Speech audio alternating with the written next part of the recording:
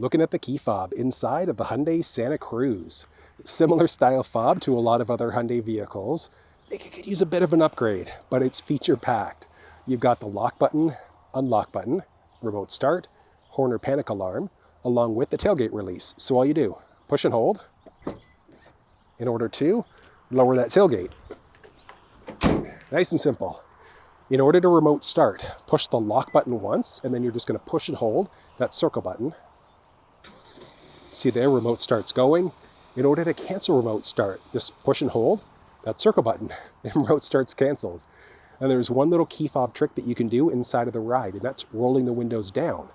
In order to do it, just push and hold the unlock button. So just push and hold and watch this.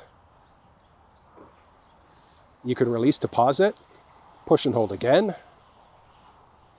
That's going to continue the process. So it's strictly the front row windows, and it's only going to be window down. I know some manufacturers have the option for window up by pushing and holding the lock.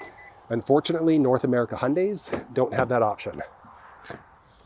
In order to use and set up these features, while that's loading up, if you want walkthroughs, like you want to know how to use all the different steering wheel buttons, go through the cluster or the infotainment, you'll find walkthroughs down in the description of this video. Inside of the infotainment system, you're just going to go to your setup screen. From there are so many options, but you want to go to vehicle, you've got driving assistance, what we want, door. And when you go for your door, you've got the option to press unlock or open windows remotely. So that's one where you push and hold the unlock button in order for the windows to roll down. And there are so many other features, like when do you want the vehicle to automatically lock, unlock, there's digital keys, things like that are available too. So if you want a full walkthrough on the infotainment system, you'll find it down in the description. But that's how you use the key fob inside of the Hyundai Santa Cruz.